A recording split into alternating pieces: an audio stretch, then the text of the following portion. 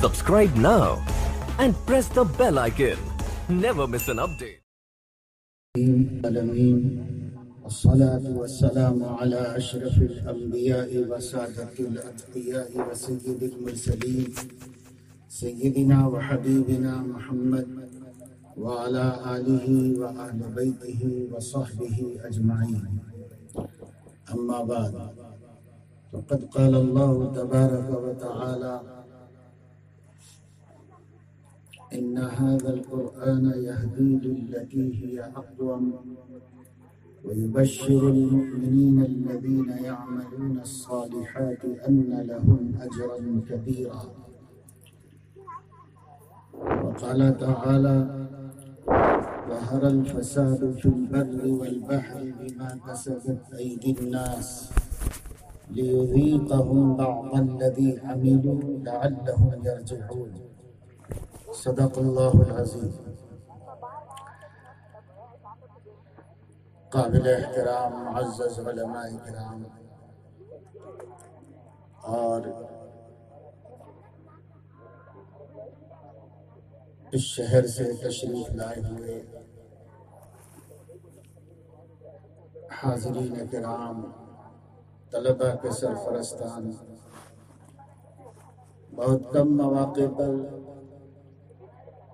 علماء کی ایک بڑی تعداد کے درمیان میں بیٹھنے کا شرف حاصل کرنے اور لوگوں سے گفتگو کرنے کا موقع ملتا ہے. اس وقت بڑی خوشی کی بات ہے کہ شہر کے اور بعض دور کے علاقوں کے بھی بڑے علماء کی تعداد یہاں پر موجود ہے. اللہ تعالیٰ ان حضرات کی یہاں موجودگی ہم سب کے لیے باعث رحمت و برکت بنائے اور ہم اس وقت میں کوئی ضروری اہم مذاکرہ کر سکیں. آپ حضرات کو پتہ ہے کہ ہمارے ملک کے پرائم منسٹر نے کل صبح 7 بجے سے لے کر 9 بجے تک ایک خاص حکم جاری فرمایا ہے جس کی کوئی حکمت و مصلحت بتائی نہیں گئی. اللہ جانے کس مصلحت سے اور کس حکمت سے یہ حکم جاری کیا گیا ہے، اور اس قدر سختی کے ساتھ کہ ضرورت پڑے تو ریپڈ فورس بھی اتاری جائے گی اور یہ بھی کیا جائے گا. اللہ عالم اس کے پیچھے کیا ہے. میں علماء سے بھی پوچھا تو کسی کو نہیں پتا ہے، سیاستدانوں کو بھی نہیں پتا ہے، کسی کو بھی نہیں معلوم، لیکن حکم حاکم ہے اور اسے پورا کرنا ہے. اس لیے اس وقت یہ صورتحال ہے. دوسرے یہ ہے کہ کرونا وائرس کے حوالے سے ملک میں اجتماعات پر پابندی ہے کہ بڑی زیادہ دیر کے لیے مجمع اکٹھے نہ ہوں. تھوڑی دیر میں کوئی حرج نہیں، زیادہ دیر کے لیے اکٹھے نہ ہوں، اس پر بھی پابندی قانوناً لگائی ہوئی ہے. اور مجھے معلوم ہے کہ انڈین ایکٹ کے تحت اس قسم کے مواقع پر حکومت کی ہدایات کی خلاف ورزی قابل تعزیر جرم ہے. تو اس وجہ سے کوشش کی گئی تھی کہ جیسے اور سارے ہی پروگرام کینسل ہو گئے ہیں یہ بھی ہو جائے، لیکن ہمارے مولانا عبدالجبار صاحب ماشاءاللہ بہت باعزم و حوصلہ آدمی ہیں، انہوں نے کہا کہ نہیں انشاءاللہ یہ پروگرام ہونا ہی ہے اور ہوگا، چنانچہ ہو بھی گیا اللہ تعالیٰ کے فضل و کرم سے. اب یہ ہے کہ مدارس کے اختتامی پروگراموں کے 2 مقصد میرے سامنے ہوتے ہیں، یہی سمجھ میں آتے ہیں. ایک مقصد تو فارغ ہونے والے طلباء، حفاظ یا علماء کی تہنیت، ہمت افزائی، عزت افزائی اور ان کے دلوں میں اعتماد کو پیدا کرنا اور ان کے مرتبے اور مقام کا ذکر کر کے ان کے اندر خود اعتمادی پیدا کرنا اور ان کے سرپرستوں کا دل خوش کرنا اور ان کے سرپرستوں کے سامنے ان کے بچوں کو اسٹیج پر بٹھا کر انہیں گل پوشی کر کے یا شال پوشی کر کے یا ان کو سند دے کر دستار باندھ کر ان کے والدین کو یاد دلانا ہے کہ ایک چھوٹی سی محفل میں ایک چھوٹا سا اعزاز جو حافظ قرآن کا اس وقت کیا جا رہا ہے، یہ دراصل ایک سیمپل ہے، ایک نمونہ ہے اس عظیم الشان اجتماع میں اور عظیم الشان اعزاز کا جو اللہ تعالیٰ قیامت کے دن قرآن کے حافظوں کے لیے فرمائیں گے۔ تو اطمینان ہو، دلوں کو خوشی ہو، مسرت ہو، اور حاضر ہونے والے لوگوں کے دلوں میں شوق پیدا ہو کہ ہمارے بچوں کو بھی ہم اس اعزاز سے سرفراز کرائیں تاکہ کل قیامت کے دن ہمارا سر بھی فخر سے اونچا ہو سکے اور ہمارے خاندان کو بھی یہ شرف مل سکے۔ آپ کو پتا ہے کہ ایک بچہ حافظ ہوتا ہے، اس کا پہلا اعزاز یہ ہے کہ عربی میں تو اس کو حامل القرآن کہا جاتا ہے، لیکن اس کو حافظ ہمارے سماج میں کہا جاتا ہے۔ الحافظ اللہ تعالیٰ کا نام ہے، اللہ کے 99 ناموں میں ایک نام الحافظ بھی ہے۔ پہلا اعزاز تو یہ ہے کہ ان بچوں کو اللہ تعالیٰ کے اسماء گرامی میں سے ایک اسم حاصل ہوا اور وہ اب حافظ کہلائے جانے لگے۔ حافظ قرآن، اللہ پوری کائنات کی حفاظت کرتا ہے اور یہ اللہ کے کلام کی حفاظت کے لیے اللہ کی طرف سے منتخب کیے گئے ہیں۔ قرآن مجید کی حفاظت کی ذمہ داری اللہ نے لی ہے۔ یہاں بینر پر آیت لکھی ہوئی ہے، اِنَّا نَحْنُ نَزَّلْنَا الذِّكْرَ وَإِنَّا لَهُ لَحَافِظُونَ۔ یہ اللہ تعالیٰ کا ایک عہد ہے، یہ اللہ تعالیٰ کا ایک اعلان ہے کہ اس قرآن کی ذمہ داری ہم بندوں کو نہیں دے رہے ہیں، خود لے رہے ہیں۔ اس کی وجہ یہ ہے کہ پہلے جو کتابیں اتاری گئی تھی اس کی حفاظت اس امت کے علماء کے ذمے کی گئی تھی، انہوں نے حفاظت کرنے کے بجائے اس میں تحریف کی اور اس کے بڑے حصے کو بھلا دیا۔ یحرفون الکلم عن مواضعہ ونسوا حظا مما ذکروا بہ۔ تو اللہ تعالیٰ نے اب اس بعد میں جو نبی آتے تھے وہ آ کر بتاتے تھے کہ دیکھو یہ گڑبڑ ہوئی، یہ گڑبڑ ہوئی۔ جیسے ہمارے نبی آئے تو تورات کی گڑبڑوں کو متعین کر دیا، انجیل کے، اور جو جو یہودیوں نے کی تھی تحریفیں، حضور علیہ السلام نے ان تحریفوں کی قلع کیا اور اس کا لوگوں کے سامنے اور خود یہودی علماء کے سامنے برملا اظہار فرمایا۔ لیکن جب خاتم النبیین صلی اللہ علیہ وسلم کے بعد کوئی نبی آنے والا نہیں تو آپ آخری نبی، اور جو کتاب آپ پر اتاری گئی وہ آخری کتاب، تو آخری کتاب میں تحریف کر دیتی امت تو اب اصلاح کرنے کے لیے کون آتا اور تحریف کو متعین کرنے، مشخص کرنے کے لیے کون پہنچتا؟ اس لیے اللہ تعالیٰ نے فرمایا اب اس امت کے ذمے میں نہیں کروں گا، میں خود ہی اس کی حفاظت کروں گا۔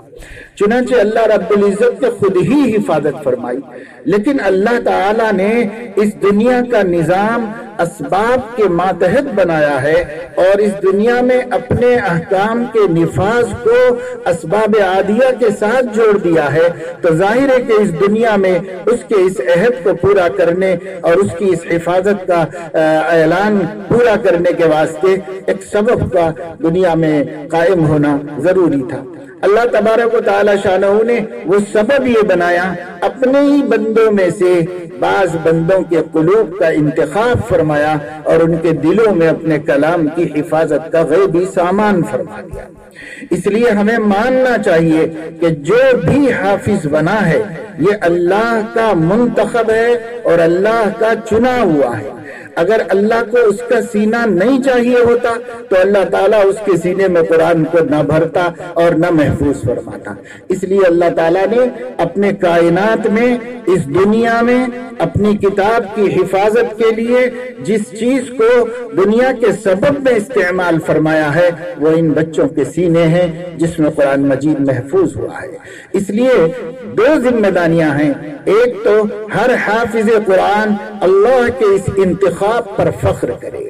فوج میں انتخاب ہو جائے، گورنمنٹ کی نوکری میں انتخاب ہو جائے تو آدمی کتنا خوش ہوتا ہے اور اس کے دل میں کتنی بڑی فخر اور مباحات کے جذبات آتے ہیں، اینٹتا ہے، غرور کرتا ہے۔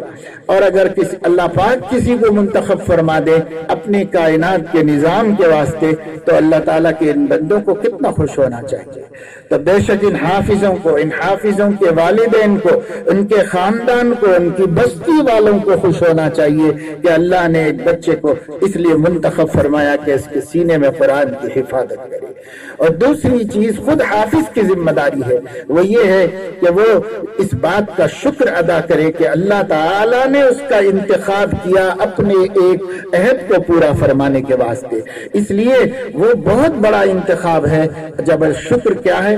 شکر یہ ہے کہ ہمارے یہ حفاظ قرآن مجید کی باقاعدہ حفاظت کریں اور واقعی حفاظت کریں. ایسا نہیں کہ پڑھ لیا اور ختم کر لیا اس کے بعد رفتہ رفتہ بھول گئے. بخاری شریف میں حدیث ہے، سیدنا محمد الرسول اللہ صلی اللہ علیہ وسلم نے فرمایا تعاہدوا بالقرآن، اس قرآن کی نگرانی کرتے رہو، اس قرآن کی نگرانی کرتے رہو، اس لیے کہ یہ قرآن سینوں سے اس سے بھی زیادہ تیزی سے نکل جاتا ہے جتنا اوقال کھولا ہوا اونٹ اپنی جگہ سے نکل کر صحرا کی طرف چلا جاتا ہے، پھر ڈھونڈنے سے بھی نہیں ملتا. اسی طریقے سے یہ قرآن بھی سینوں سے نکل جاتا ہے اور جب نکلتا ہے تو تیزی سے دور چلا جاتا ہے. اس لیے تعاہد، نگرانی کرتے رہو، نگرانی کرتے رہو، یہ دور کرتے رہو، پڑھتے رہو. ہمارے حفاظ کو چاہیے کہ آج عہد کریں اللہ سے کہ اللہ تو نے مجھے یہ شرف دیا ہے کہ میرے سینے میں اپنا قرآن محفوظ کیا ہے. وہ کلام جو اللہ کی ذات میں سے نکلا وہ ہماری ذات میں داخل فرمایا. کیسی عظیم نسبت اللہ نے عطا فرما دی ہے. تو اب میں اس کے شکرانے میں اپنی زندگی کے آخری سانس تک آپ کی کتاب کا ایک حرف بھی فراموش نہیں کروں گا، اس کی حفاظت کروں گا اور اسے یاد رکھوں گا، اس کو پڑھتا رہوں گا، اس کو سمجھوں گا، اس پر عمل کروں گا اور اس کی طرف انسانیت کو دعوت دیتا رہوں گا. یہ ذمہ داری ہے ہر حافظ قرآن کی. تو ایک تو یہ حافظ قرآن ہیں، ان کے لیے اللہ تعالیٰ قیامت میں جب سارے لوگ جمع ہوں گے محشر میں، قرآن بھی آئے گا اور حافظ کے گلے میں لٹک کر آئے گا اور وہ اللہ تعالیٰ سے شفاعت کرے گا اور اللہ تعالیٰ سے عرض کرے گا کہ بار الہ، اس نے میرا حق ادا کیا ہے، آج اس کا اعزاز فرمائیے. تو اللہ رب العزت جنت سے ایک جوڑا منگا کر پہنائیں گے جس کا نام حلت الکرامت ہے. عزت کا جوڑا اللہ تعالیٰ اس کو پہنائے گا. پھر وہ کہے گا کہ اللہ پاک اضافہ فرمائیے. تو اللہ تبارک و تعالی شانہ جنت سے ایک ٹوپی منگا کر اسے پہنائیں گے جس کا نام تاج الکرامت ہے. تاج ٹوپی ہی کو کہتے ہیں. ٹوپی پہننا چاہیے، بغیر ٹوپی کے نہیں رہنا چاہیے. اللہ تعالیٰ جب کسی کے اعزاز کا تکملہ فرمائیں گے تو ٹوپی پہنا کر فرمائیں گے اللہ تعالیٰ. چنانچہ اس کو تاج الکرامت پہنایا جائے گا، یعنی عزت کی ٹوپی پہنائی جائے گی. پھر اس کے اکرام کے مزید اکرام کا قرآن خواہاں ہوگا. اللہ تعالیٰ اس کے والدین کو بلائیں گے اور ان کے سروں پر بھی تاج رکھا جائے گا، ایسا تاج جو سورج کی روشنی سے بھی زیادہ چمکدار ہوگا.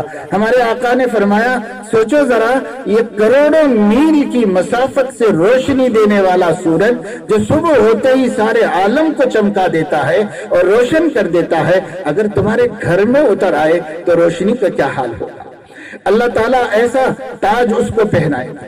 ان کے والدین کو مزید اضافے کی درخواست کی جائے گی. اللہ رب العزت حافظ سے کہیں گے تیرے خاندان کے ایسے 10 افراد جنہوں نے اپنی بدعملیوں سے آج فیصلے کے دن اپنے لیے جہنم واجب کرا لی ہے، ان کی لسٹ لے آؤ.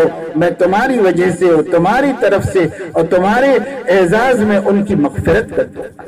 چنانچہ وہ 10 نام پیش کرے گا اور ظاہر ہے تو سب سے اس کے قریب ہوں گے، سب سے زیادہ چاہنے والے ہوں گے، وہی تو اس کو جلدی یاد آئیں گے. اس لیے وہ 10 نام پیش کرے گا اور ان 10 ناموں کو لے کر اللہ ان کی بخشش فرما دے گا. اللہ اس کو جنت میں داخل کرے گا.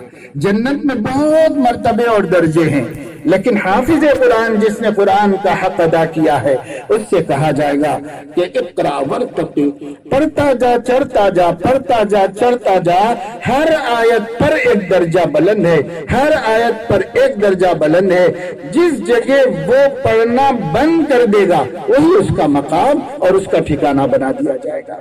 یہ اعزاز در اعزاز در اعزاز ہے. کتنے ہیں کہ اگر سب بیان کیے جائیں تو خود اس کے لیے کافی وقت چاہیے اور حفاظ کے لیے کتابوں میں حدیثوں میں موجود ہے. علماء نے ایک جگہ جمع بھی کر دی ہے، ایسی کتابیں ہیں جس کے اندر حفاظ کے مرتبے و مقام کو بیان کیا گیا ہے اور حقوق قرآن کا ذکر ہوا ہے.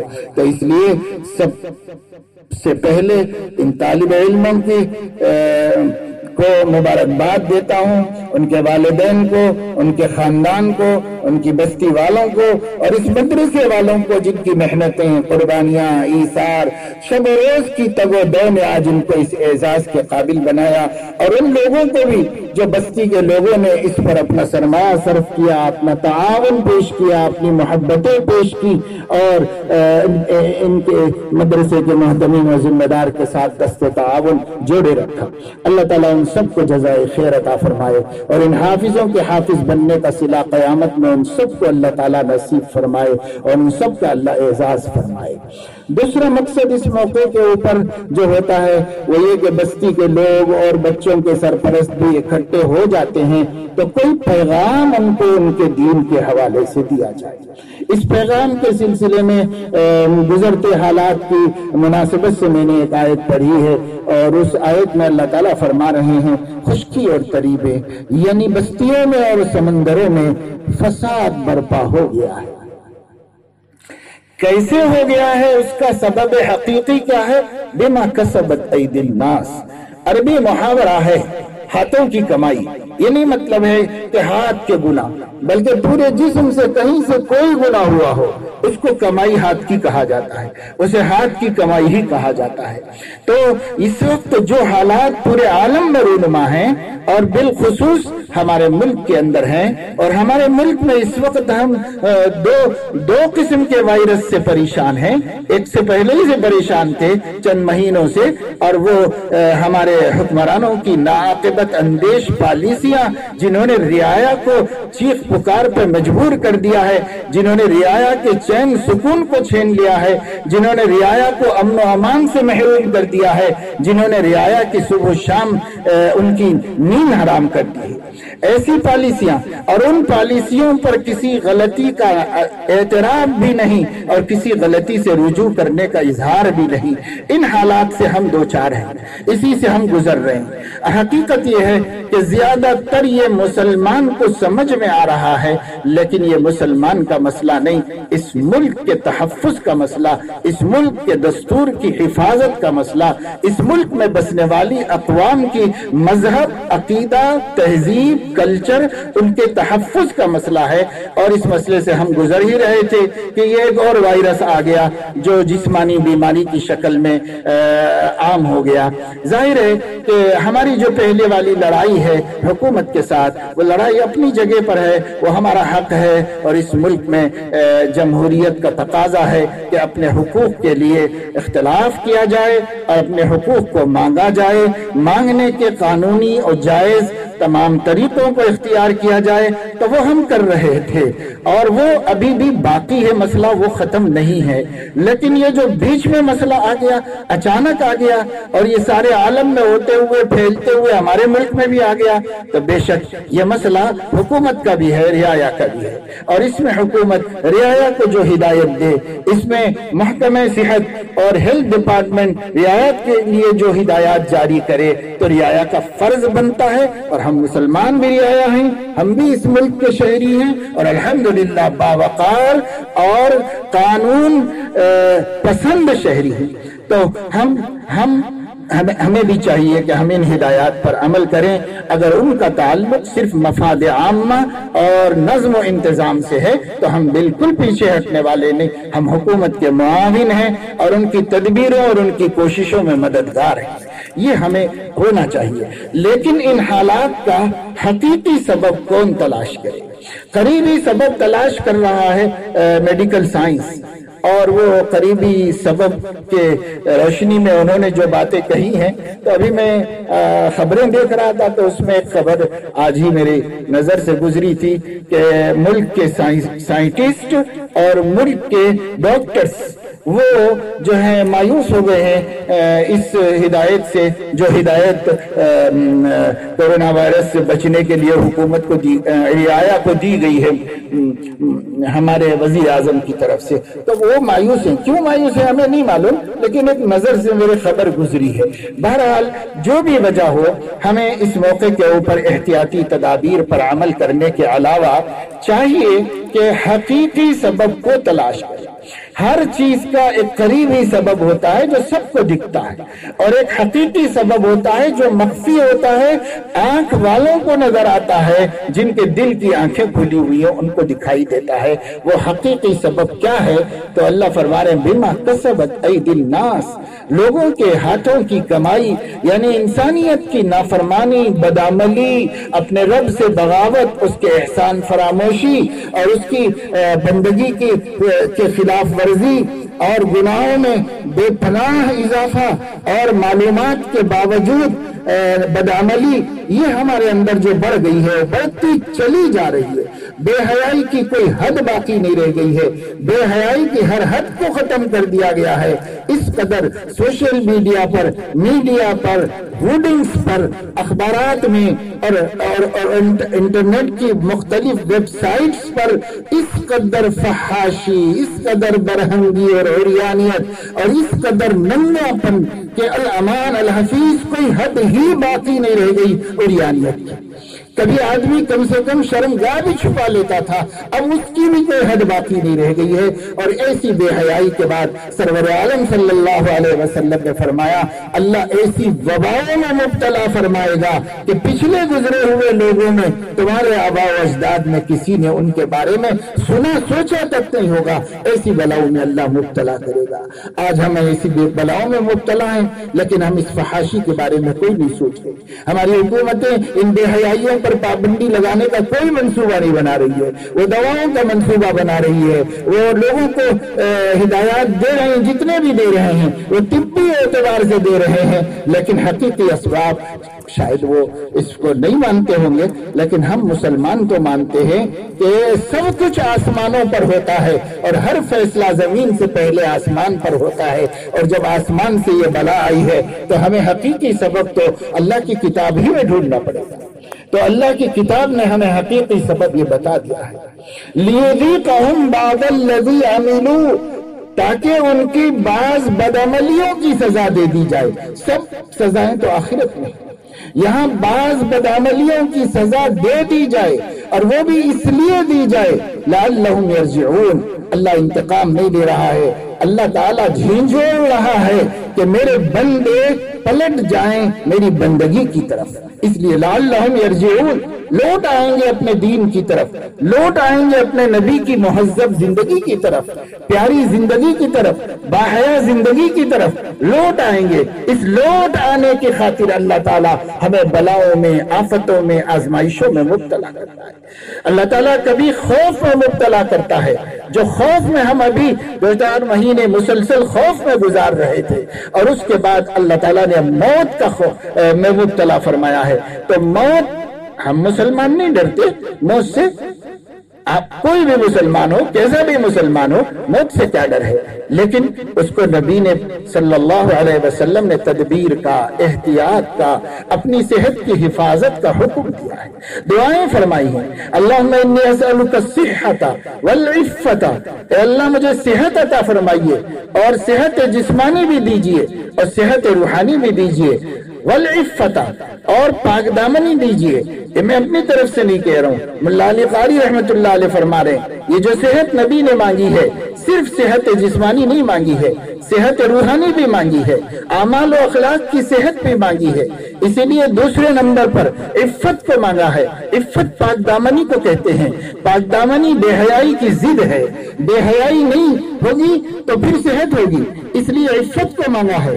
اور عفت آتی ہے امانت داری سے، اس لیے والامانت فرمایا ہے کہ امانت داری بھی عطا فرمائیے۔ امانت ہم سمجھتے ہیں دوسروں کے پیسے اور ان کی چیزوں کی حفاظت کرنے کو، لیکن امانت صرف اس کو نہیں کہتے۔ امانت اللہ کے ساتھ بھی ہوتی ہے، امانت نبی کے ساتھ ہوتی ہے، امانت داری قرآن کے ساتھ ہے، امانت داری حقوق انسانیت کے ساتھ ہے، امانت ہر جگہ ہوتی ہے۔ اس لیے امانت ایک قیمتی سرمایہ ہے، اس کے لیے نبی نے فرمایا جس کو امانت نہیں ہوگی اس کے پاس عفت بھی نہیں ہوگی۔ اس لیے امانت داری ہو، امانت داری کو مانگا کہ اللہ امانت نصیب فرمائیے۔ اور امانت جزو اعظم ہے حسن خلق کا، اس لیے حسن خلق کو مانگا ہے اور آدمی کے اخلاق جب سنورتے ہیں جب وہ اللہ تعالیٰ کی تقدیر سے راضی ہوتا ہے، اس لیے رضا بالقدر کو مانگا ہے۔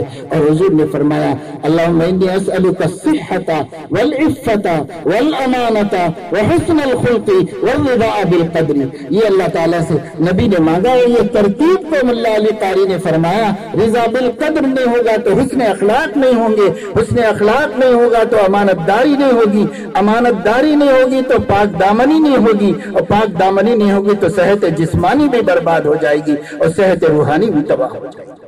اس لیے ہم کو تو انہی ترتیبوں پہ دیکھنا ہے، ہم کو تو اسی اعتبار سے سوچنا ہے۔ من حیث المسلم من حیث الامہ، ہم کو اپنے آپ کو صحیح رستے پہ ڈالنے کی فکر کرنا ہے۔ کوئی تدبیر کارگر نہیں ہوگی اگر اللہ کو راضی نہیں کرے گی۔ اللہ کو راضی کرنا ہے، اس کے لیے رونا گڑ گڑانا ہے، دعائیں مانگنا ہے، گناہوں سے استغفار کرنا ہے، کم سے کم بڑے بڑے گناہوں کو تو چھوڑ دینا ہے۔ بڑے بڑے گناہ ہمارے مسلم سماج میں ڈرگس عام ہو رہے ہیں، ہمارے مسلم سماج کے جوہلا شراب کھل کے پی رہے ہیں، ہمارے مسلم سماج کے اندر سنیما بینی، اور وہ اب تو اپنے موبائلوں میں اور اپنے جیبوں میں آ گئی ہیں۔ پہلے بھی سنیما جانے کو ذرا شرم و حیا کی وجہ سے بہت سے لوگ بچتے تھے، اب تو اپنے خلوت خانہ ہمارا سنیما بنا ہوا ہے، اور ہماری جہاں ہم کو تنہائی مل گئی بس وہاں ہمارا موبائل نکلا اور ہم سنیما ہال میں پہنچ گئے، اور ہم نہایت برہنگیوں میں اور یانیت میں تباہی بربادی میں مبتلا ہو گئے۔ یہ سب خوف خدا نہیں ہوگا تو ہم کیسے چھوڑیں؟ یہ ہمارے سماج میں ابھی سود چل رہا ہے، سودی نظام چل رہا ہے، لوگوں کو پیسہ دے کر ان کی غربت کا ناجائز فائدہ اٹھاتے ہوئے ان کا خون چوس رہے ہیں، جیسے اس وقت ورلڈ بینک کے ذریعے اسرائیل پوری انسانیت کا خون چوس رہا ہے۔ اسی طریقے سے مسلم سماج میں بعض لوگوں کو سودی قرضے دے کر غریبوں کی مجبوری کا ناجائز فائدہ اٹھا رہے ہیں، اور یہ ظلم اٹھا رہے ہیں جس ظلم پر اللہ تعالی فَأْذَنُوا بِحَرْبٍ مِّنَ اللَّهِ وَرَسُولِهِ کا اعلان کر اللہ سے جنگ کرنے کا کام کر رہے ہیں، اللہ سے لڑائی کے لیے کھڑے ہوئے ہیں مسلمان۔ اور مسلمانوں کے سماج میں بے حیائی، بے پردگی عام ہو گئی ہے۔ مسلم لڑکیاں بھی کالج کلچر کے نام پر ہر طرح کے وہ کام کر رہی ہیں جس کا کبھی مسلم بیٹی سے تصور نہیں کیا جا سکتا تھا، لیکن عام ہو گیا مسلمانوں کے اندر۔ اور اس قسم کے مظالم، شوہروں کا بیویوں پر ظلم، بیویوں کا شوہروں کی سخت اور کھلی نافرمانیاں، اولاد کا ماں باپ کے ساتھ بغاوت، اور ماں باپ کا اولاد پر زیادتیاں کرنا اور ان کی تربیت سے ان کو محروم رکھنا، ساری چیزیں جو عذاب کا سبب ہے۔ میں کہتا رہتا ہوں اکثر میرے دوستو کہ ہمارے اندر ایسی سینکڑوں برائیاں ہیں جن میں سے ایک پر اللہ نے پچھلی امتوں کو ہلاک فرما دیا، ایک پر ہلاک فرما دیا ہے۔ ایسی سینکڑوں ہم میں جمع ہو گئی۔ وہ تو ہمارے آقا اللہ سے عہد لے گئے کہ اس امت پر عام عذاب نہیں آئے گا، ورنہ ہم مٹا دیے گئے ہوتے، ہم ختم کر دیے گئے ہوتے۔ وہ اللہ تعالیٰ تو ہمیں اپنے حبیب کے وعدے کو نبھا رہا ہے، اور ہم لوگوں کو موقع پہ موقع دے رہا ہے۔ لیکن رہ کر اللہ تعالیٰ ازراہ کرم، ازراہ مہربانی کبھی خوف کو مسلط کرتا، کبھی موت کو مسلط کرتا ہے، کبھی ہمیں بیماریوں میں مبتلا فرماتا ہے، کبھی ہمیں معاشی تنگی میں مبتلا فرماتا ہے۔ یہ ازراہ کرم ہے، ازراہ رحم ہے، اس لیے کہ انسانی مزاج یہ ہے، پریشانی میں وہ اپنے رب کو یاد کرتا ہے۔ اس لیے اللہ چاہتے ہیں یہ پریشان ہو کر صحیح میری طرف آئے، یہ پریشان ہو کر صحیح لعلہم یرجعون کا مصداق بن جائیں۔ اس لیے اللہ تعالیٰ ہمیں توفیق دے کہ ہم اس موقع پر گھبرائیں نہیں، مایوس نہ ہوں، پریشان نہ ہوں، دل چھوٹا نہ کریں، ہمت نہ ہاریں۔ ہمت ہارنا ہمارا کام نہیں ہے۔ لا تیأسوا من روح اللہ انہ لا ییأس من روح اللہ الا القوم الکافرون۔ آپ کو مایوس ہونے کی کوئی ضرورت نہیں، لیکن نڈر ہو جانا بھی بہت بڑا نقصان ہے۔ نڈر بھی نہ ہو، مایوس بھی نہ ہو۔ الایمان بین الخوف والرجاء، ایمان خوف و رجا کے درمیان میں ہے۔ ہم نڈر ہو جائیں گے یہ بھی کفر ہے، اور مایوس ہو جائیں گے یہ بھی کفر ہے۔ آپ کوشش کریں، ہم سب توبہ کریں، ہم سب اپنے گھروں घरों में औरतों को तौबा कराएं, हम अपने छोटे छोटे बच्चों के हाथ उठवाकर अल्लाह ताला के सामने तौबा करवाएं, हमारे बच्चों के आंख से आंसू निकलवाएं, ऐसी बातें सुनाएं, ऐसे वाक़यात सुनाएं, हमारे मासूम के आंख से आंसू निकल जाए और वो अल्लाह से कहे अल्लाह तौबा है मेरे गुनाहों की, और अल्लाह उन पर रहम फरमा दे। इसलिए कि हम तो ढीठ हो गए, हमारे दिल सख्त हो गए हैं। सुम्मा क़सत क़ुलूबुकुम मिन बादि ज़ालिका फ़हिय कल हिजारा के मिस्दाक हो रहे हैं हमारे कुलूब। ये बहुत बड़ा अजाब है। फ़वैलुल लिल क़ासियति क़ुलूबुहुम मिन ज़िक्रिल्लाह, ये हमारे ऊपर कैफियत ज़िक्रुल्लाह से गफलत की तारी हो चुकी है।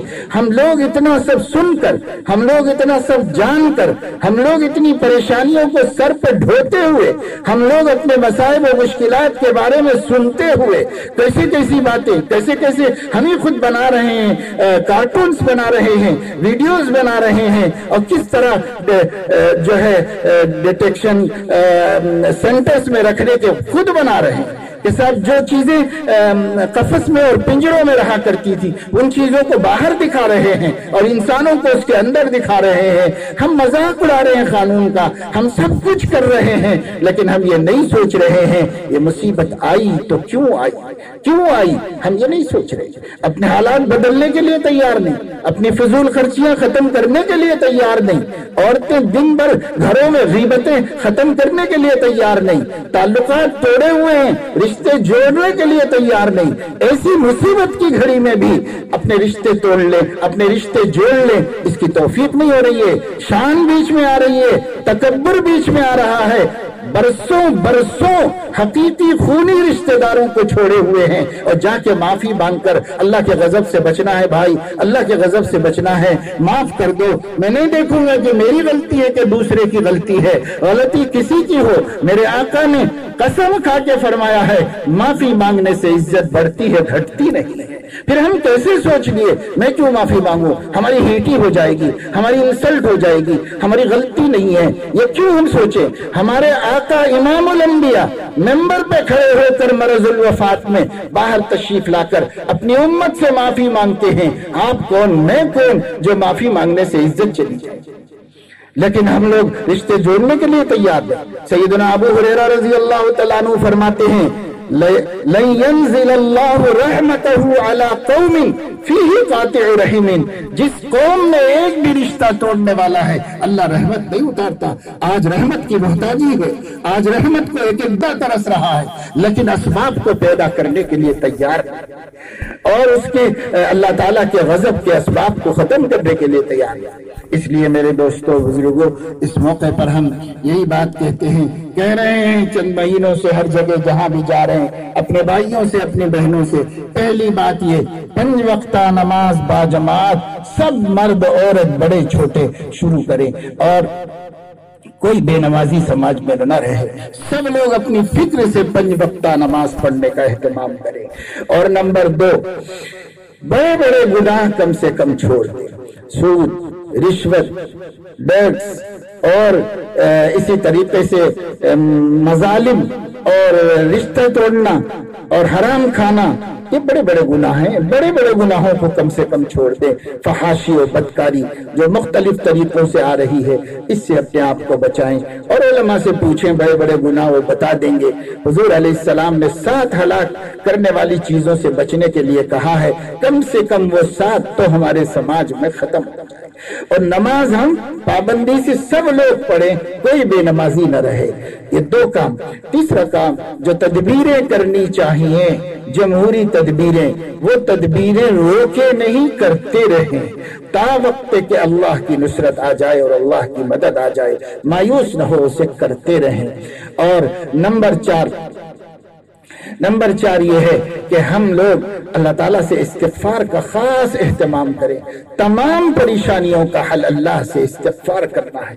अल्लाह से हम इस्तिग़फ़ार करें, अल्लाह से इस्तिग़फ़ार करें, अपनी तरफ से भी करें, जो लोग उम्मत में नहीं कर रहे हैं उनकी तरफ से भी करें। अब मैं कहता हूं अपने अहबाब से कि देखो कितना ही समाज का गया गुजरा सड़कों पे पड़ा हुआ, नालियों में पड़ा हुआ, पी के और खा के हर गुनाह में मुब्तला रहने वाला, अगर मुसलमान مسلمان ہے مر گیا تو آپ اس کے جنازے کو لاتے ہیں اور آپ اس کے اوپر دعائے مغفرت اللہم اغفر لحینا و میتنا بولتے ہیں کہ نہیں بولتے ہیں؟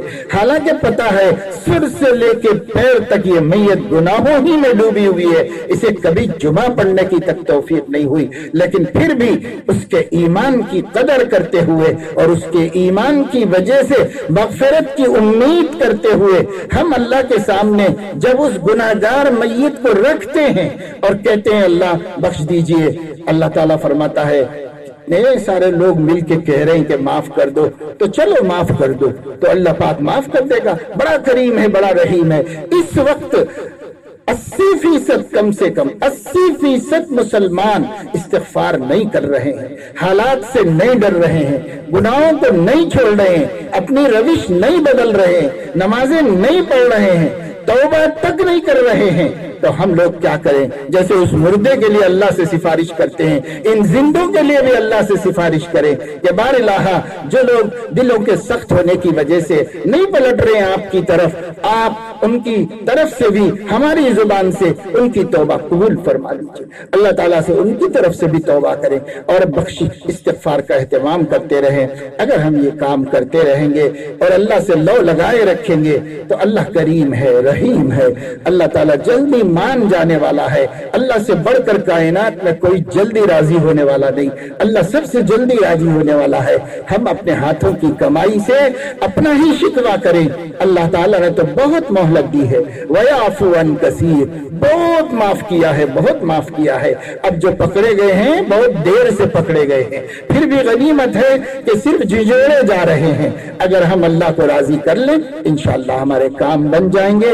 اللہ تعالیٰ اپنے فضل و کرم سے ہمیں توفیق نصیب فرمائے کہ ہم اللہ تعالیٰ کی طرف سے یہ جو جھنجھوڑ آئی ہے اس کی روشنی میں ڈرنے، خوف زدہ ہونے، موت سے گھبرانے اور اللہ سے دور بھاگنے کے بجائے اللہ کی طرف پلٹنے والے بن جائیں، اللہ سے قریب آ جانے والے بن جائیں، اپنے حبیب کے قدموں میں آ کر زندگی گزارنے والے بن جائیں، قرآن کریم کے سائے میں جینے والے بن جائیں، اخلاق حسنہ کے ساتھ زندگی گزارنے والے بن جائیں اور ہر بڑے گناہ سے اپنے آپ کو دور کرنے والے بن جائیں۔